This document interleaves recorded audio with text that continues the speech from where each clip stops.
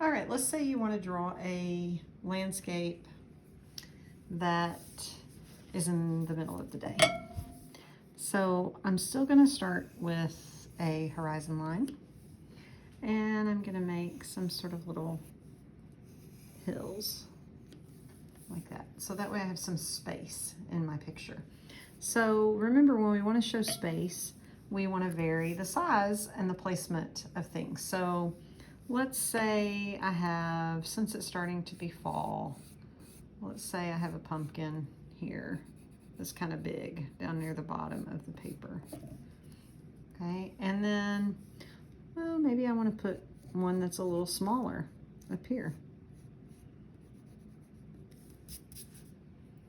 Okay, I could just keep doing that, and the higher up I go on the page, I could make smaller and smaller pumpkins to make it look like it's a pumpkin patch. I could do some trees, make them look like they're kind of far away by changing how big they are.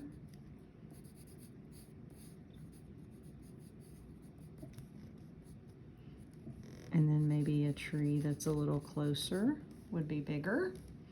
Okay, so see how you can start to show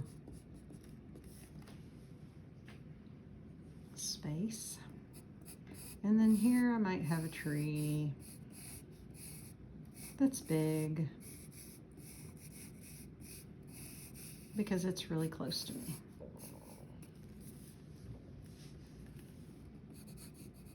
Here next to my pumpkin. And maybe it has some fall leaves on it. So I'm going to draw those in a clump, just as a sketch.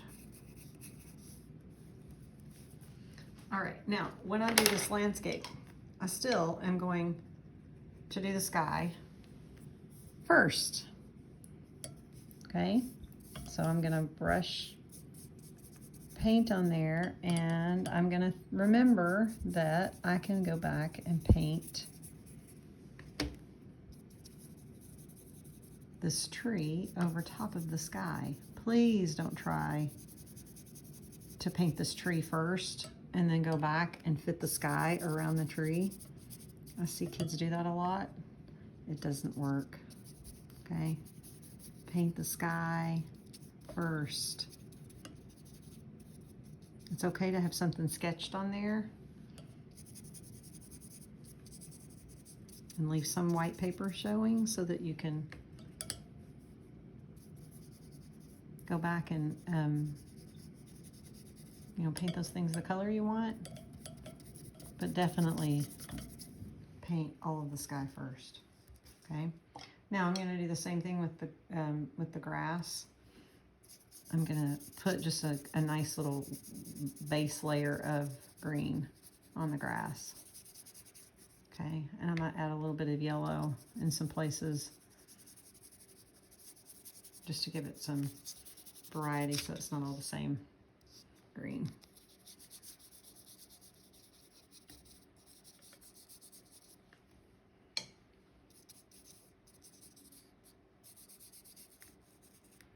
Maybe make each hill slightly different color, you know, shade of green too. That's good.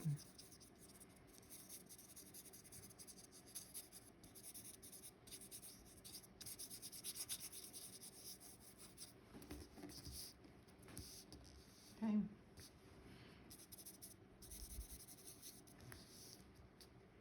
And then the places where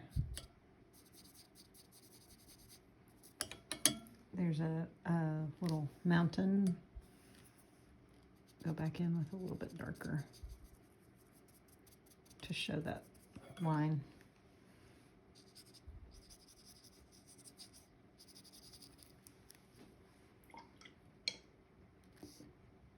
Cool. All right. Now that the sky is a little more dry, I can go back with brown and I can start to fill in this tree.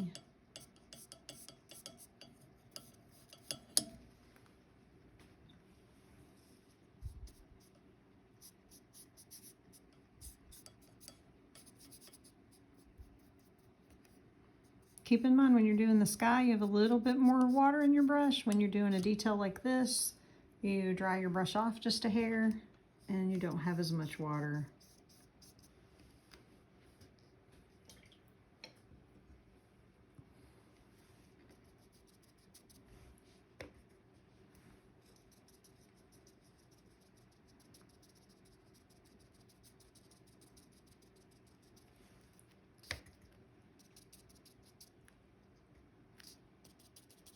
And go in there and tap, tap, tap to make those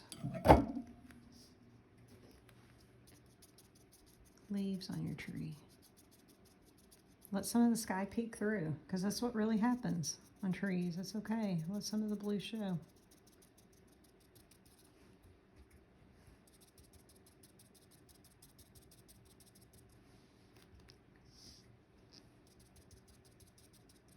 You can even put a little bit of red and yellow into the orange for some dimension.